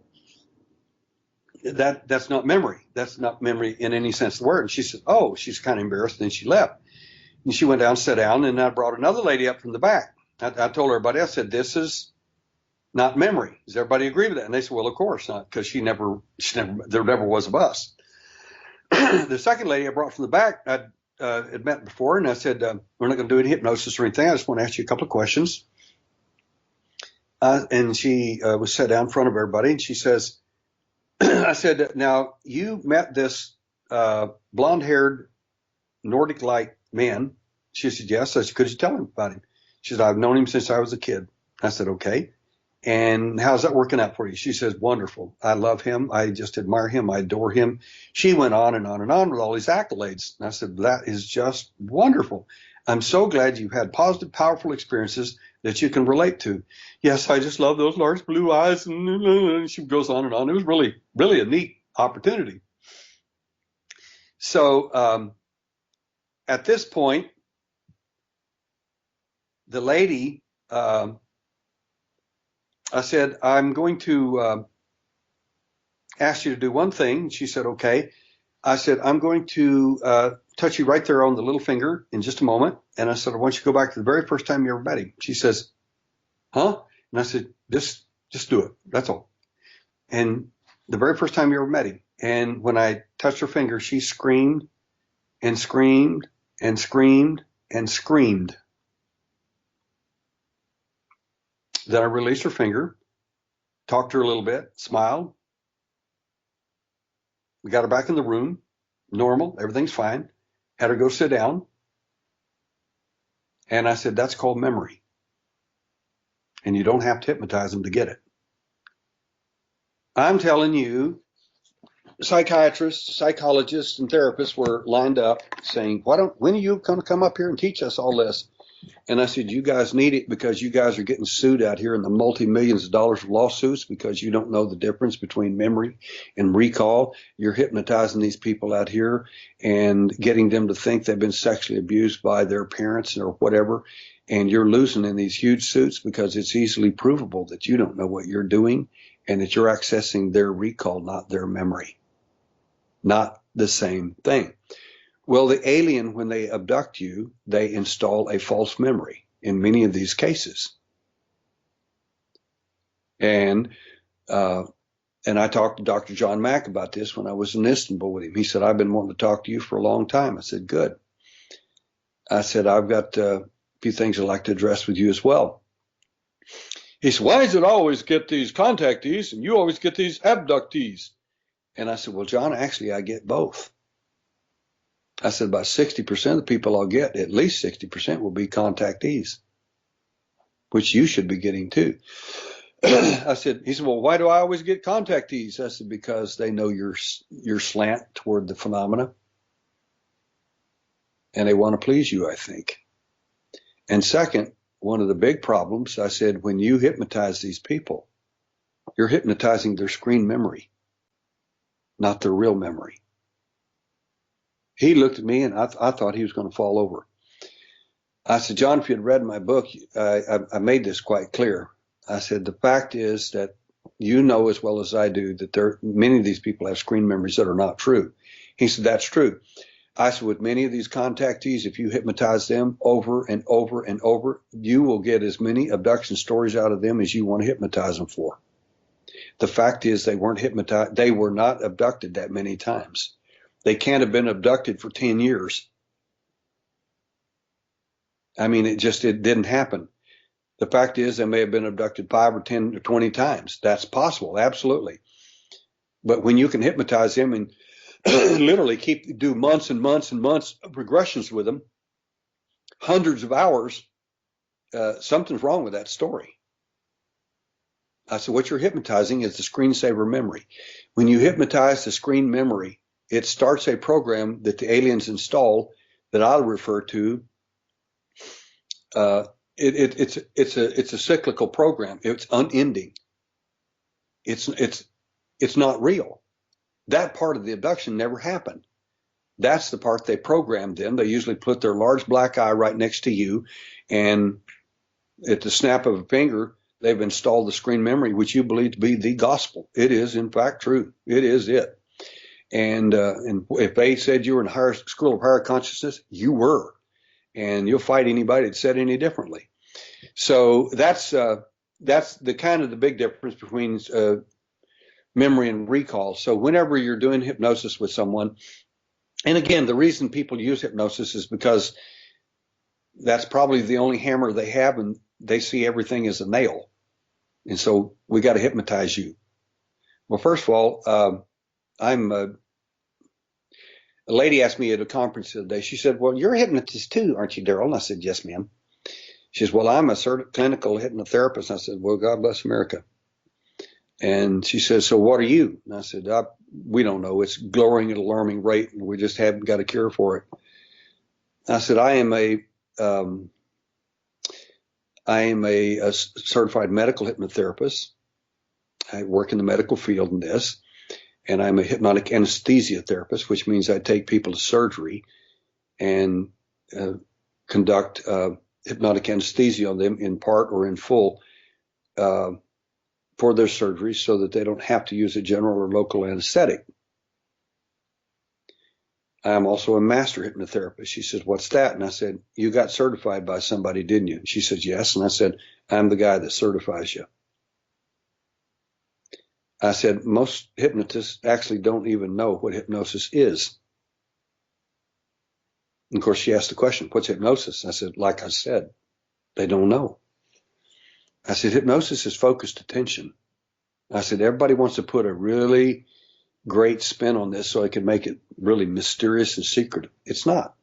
It's focused attention. I said, I drive between here and Austin, Texas all the time. And half the time, I can't tell you 2 miles of road that I actually paid attention to. I couldn't describe two miles of road. That's because I'm so focused on something else. I said, you're in hypnosis when that happens. You're in hypnosis at least 2 times a day. When you wake up and when you go to sleep, when you remember those dreams, and when you start to go into that twilight state of sleep, that is hypnosis. And you're focused at that point. When you're extremely angry and upset, and you're in hypnosis then. Whenever I come upon a wreck and an accident and a person's screaming and I come over to them and give them a suggestion and they just quit, all of a sudden I simply redirected their hypnosis, their focused attention. I can focus it on the pain, which they are, or I can take it off the pain and do something a little different for them, and it's a lot better. The point is, hypnosis ultimately is focused attention. That's what it is. The question is, how focused are you, and do you want to be focused? Some people don't want to be, and that's okay. I deal with people. In fact, the last case I had, it was a therapist in Tampa, Florida, and she said, I can't be hypnotized. I said, then why are we having this discussion? She said, well, I want you to hypnotize me. I said, you just said you can't. And she said, yeah, but I want to be. And I said, okay, if you want to, and this is what you need, I said, then we'll do that. I said, if I catch you messing around with me, I said, I'm going to kick you out of that room so fast it's going to make your head spin. Do you understand me? She is, yes, sir, I do. And I said, you're paying for this, and this is the way it works when I'm in charge. And she says, yes, sir. She went into hypnosis fast, made your head spin. We had a great time, wonderful time. And I've met a lot of people through the hypnosis work and everything that can't be hypnotized. One lady, she drove all the way here from good Lord, from San Francisco. And I was teaching hypnotherapy class that one night, and I said, would you like to attend? I said, it's free, and you might get some help on some stuff that you're looking for clearance on. She said, sure. And a student was working with her, and she did everything she could to make sure that that wasn't going to happen. And he told me, he said, I can't hypnotize her. I said, okay, so you told me what you can't do. What can you do? So what do you mean? I said, well, why don't you think she can be hypnotized? And he says, well, and she's sitting there with a big grin on her face. And I said, do you like coming here to Houston to see the alien hunter? She said, yes, I do. I said, you want to stay here? You want to learn some more stuff, things you're never going to hear anywhere else in the world? Yes, sir, I do. I said, in a moment, I'm going to ask you a couple of questions. Now, you better be truthful with me. If I think you're not, you're going to get in your truck tomorrow morning, you're going back to San Francisco because you're not staying here.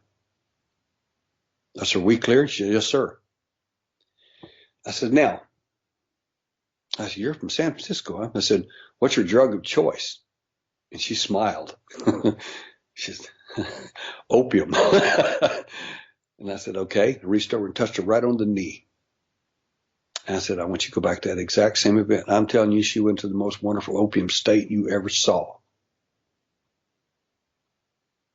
I said, you like opium? She said, oh, yes. And, of course, the kid was just looking at me like, what? You didn't even have to. Where's your induction? I said, she already gave it to me. I said, how a person is going to be hypnotized depends on what it is, giving them the focus of what they actually want or what they actually enjoy.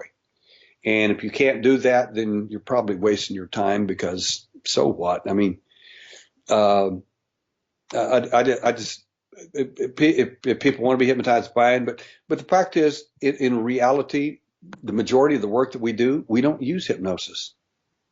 I don't have to. I've got a witness is telling me everything I need. And second of all, I'm a master level NLP, and I can give hypnotic linguistic questioning techniques on a conscious level, and they'll answer 90% of them anyway, without any hypnosis whatsoever.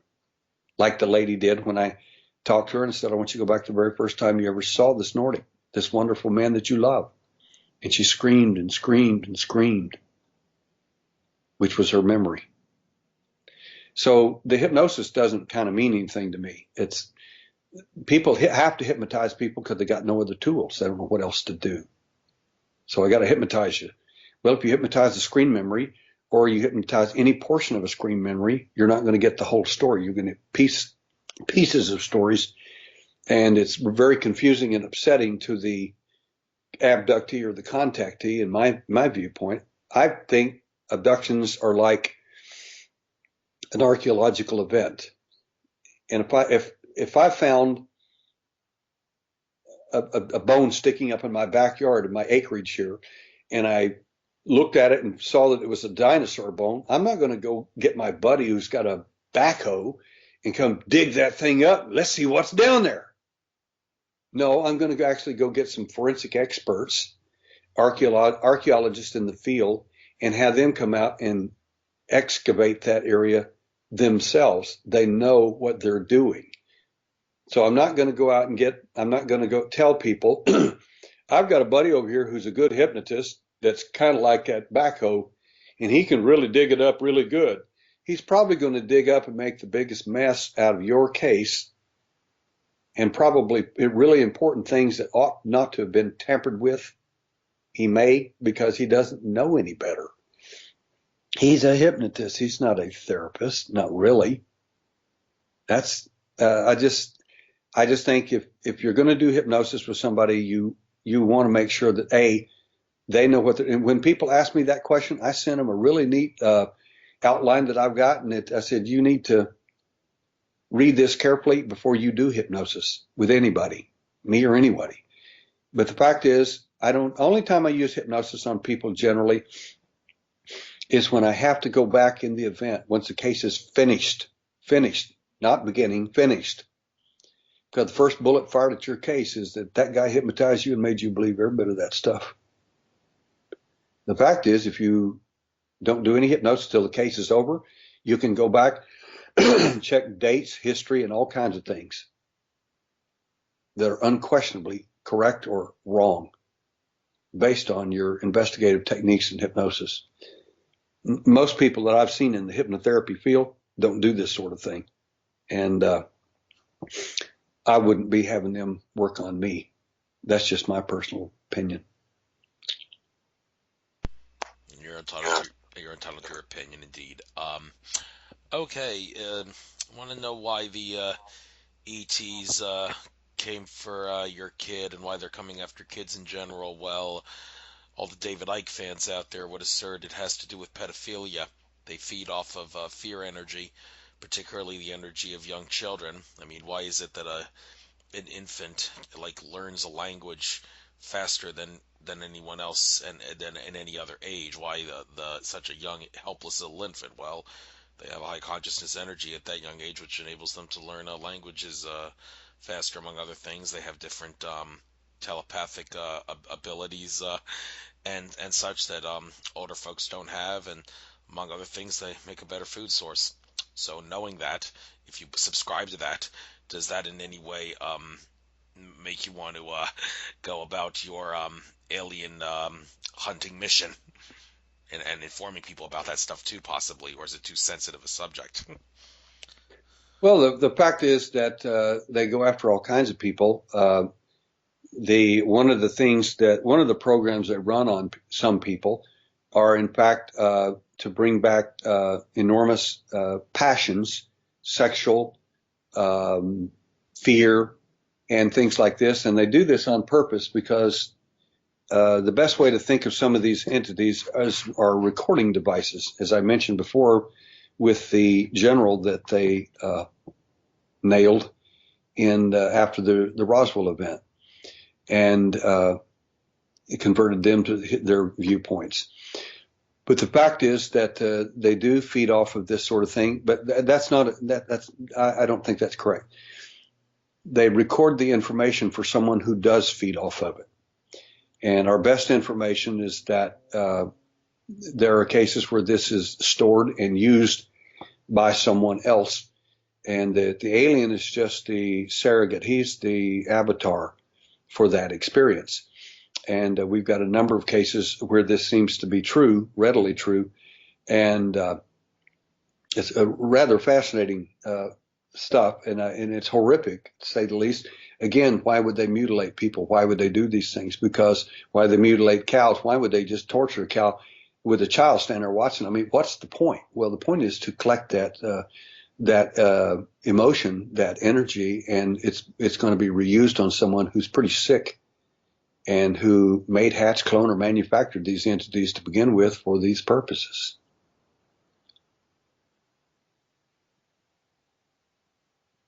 Okay, okay. And I guess we have enough time for one more subject here before we'll call it a night.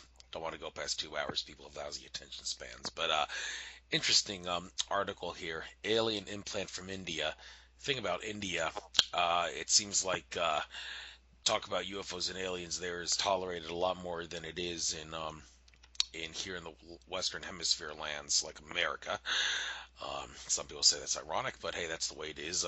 Giorgio Tsoukalos, the ancient aliens guy with the crazy hairstyle from a legendary Times magazine, he said he would allegedly have a harder time finding a job in India because talking about aliens there is considered normal. Well, actually, I think he would find an easier time getting a job there because it's more tolerated. I mean, maybe he worded his statement the wrong way, but the point is, it certainly shouldn't come as an astonishment to anyone that a lot of people in India would have alien implants there because a lot of people believe that alien and UFO stuff is normal there. I would have to think the same thing is true maybe with Mexico to some extent. I mean, the Western Hemisphere doesn't seem to tolerate UFO talk as much, but hey, Mexico is a little more tolerant, though they have their own like TV network that's dedicated to UFOs. I believe I heard that somewhere. And well, anyway, this is specifically for India here. The article talks about. So, is there anything unique about India from an alien implant perspective that you think is worth pointing out? Well, I met this, had some friends from India contact me, and they told me about this case, and I said, introduce me to this woman, and they did, and I found her phenomenally credible. And the long and the short of it is that it's not just her; it's her family that are abductees. I mean, from engineer father to a brother that was literally driven insane by these entities, and others in the family, even other relatives' children who now know about the entities and describe them in great detail, though they've never been told about them. So this family's got a huge history, and I flew to India to New Delhi, and I flew that night, and we were supposed to have the surgery like in 2 days. Well, somebody made a mistake and set the surgery up for the next morning. Well, I got there about 3 in the morning, and now we're going to have a surgery that I've got to conduct at 10. So we went ahead and did the surgery and everything, and went in and talked to the staff and told them who I was and what I did, but I didn't tell them anything about aliens or any of that. I told them we were studying anomalous objects we found in people, and that I need to conduct the surgery, and here's what I need done. And they agreed to all of that. And anyway, we went in and did the surgery. In eight and a half minutes, it was finished. And the doctor finally looked at some other x-rays of the lady, because she had 2 other implants in her that I knew about, which I was far more interested in those than the one we took out. He looked at the one in the side, and he says, that is just absolutely amazing. He said, Mr. Sims, I don't know who you are, and I don't know what you do, but if you come back to New Delhi, would you let me do the next surgeries on these? And I said, of course. And he said, I think what you do is fascinating, and I think you're onto something that we don't know anything about. And I said, well, most people don't, but I said, a lot of people think they do, but that's whatever. So anyway, he says, so we removed the object, and then that night, which is fascinating, now the aliens thought we were going to take it out the next day. So the object's already out of the lady, and that night I start having all kinds of problems with my computer in my room, and the lady starts having all kinds of phone calls from her relatives saying the aliens are beating on the lift, they're screaming and weird stuff, and they're upset, and it finally hits me like a ton of bricks. The reason why is because they thought it was going to be tomorrow, and they've already found out it's too late. They couldn't intervene and interfere because we already took the object out. So that was rather funny, but it really upset the relatives, of course. And then the next day, I went down to 2 days later, I went down to Mumbai, and she flew me down to Mumbai to visit her family, and wonderful opportunity down. And she said, I've already been hypnotized by 2 of the best hypnotists in Australia, and they couldn't hypnotize me. I said, okay. I said, well, telling me about other people's failures as if I'm supposed to follow suit doesn't mean a whole lot to me. I said, so what is that supposed to mean to me? She says, oh. So we started talking, and I turned on my little camera, And they were sitting there talking to her. And for the next 4 hours, I've come with the best hypnosis tape you've ever seen in your life. Great hypnotic subject. Can't be hypnotized at all. The best I've already tried. Whatever. The point is that she's got a great case, a phenomenal case. The real implants we need to be looking for are in her side and in her leg. Those are the ones they didn't want us to find. The one was in her shoulder, they expected me to find that. In fact, they set it up that way. That was the point.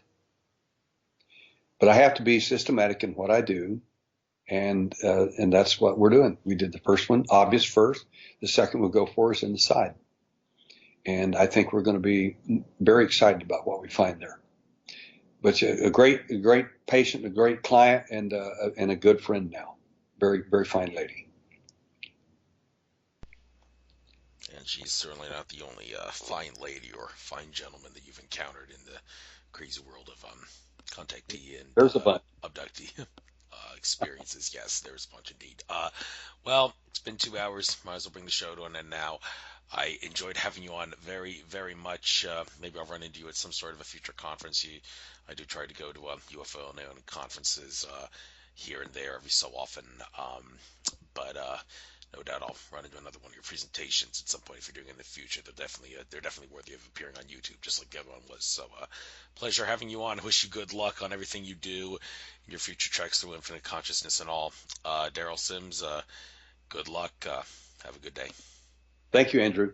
Take care now.